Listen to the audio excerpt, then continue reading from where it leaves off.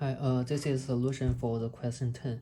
For the question 1 of homework 10 from Hw10 and firstly, we take a look at those questions. It told us to find those 7 examples of 7 statistical processes from the professor's lecture notes to collection the definition and the sample properties, and to speak out our own understanding of those processes. And firstly, I collection all the process and noted the page which indicate which page I found those process here. And firstly, we look at the first one, person process, and here's the definition of person process. And for person process, we should notice that its important property is that the points with non-overlapping interval are independent. It's in my understanding, the person process is like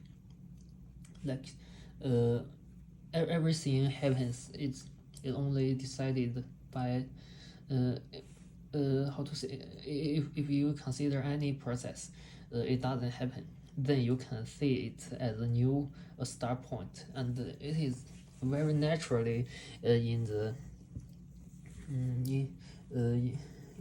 real world. And yeah, I think the person process is very interesting. And the next one is a person increment process.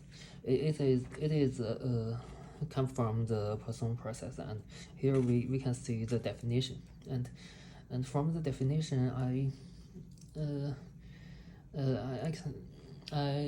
it makes me recall about like to find the derivative in the mathematic courses, and it is very like to.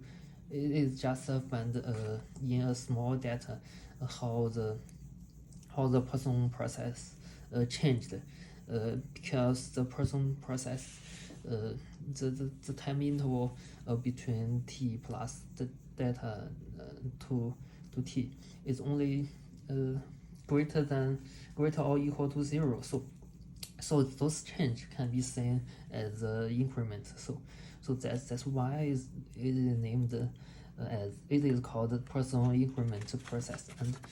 And here for the person impulse process, it is like just from those equation we just try to make the eta into go to a very small, very small.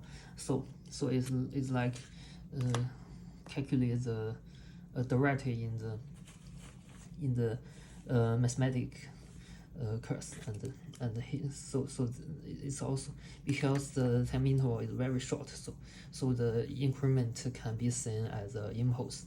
So that's my understanding of this. And for the semi-random telegraphy signal, it's like the telegraph the signal change from 1 to -1, and how to decide the signal is decided by the k, whether k is even or odd in a time interval, and it's very like a telegraphy signal in the real world, because it is random. You cannot find any rules about that, and it's very hard to model that. And that's my understanding of the semi-random.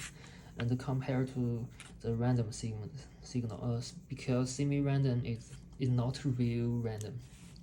It's like it is controlled by the for my understanding, when xt because the probability is not equal, like when k equal to 0, the probability that xt equal to 1 is more big. So it's not real random, it's just a semi-random.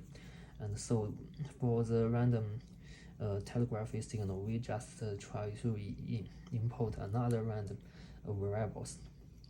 Like it has equal probability to flipped.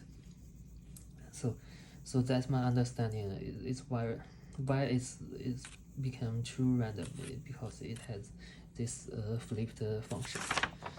And for the random walk is like, for my understanding, it's like when you climb the mountain, you at each time you have the choice to go up or go down. So it can be seen as a model of tossing a fair coin.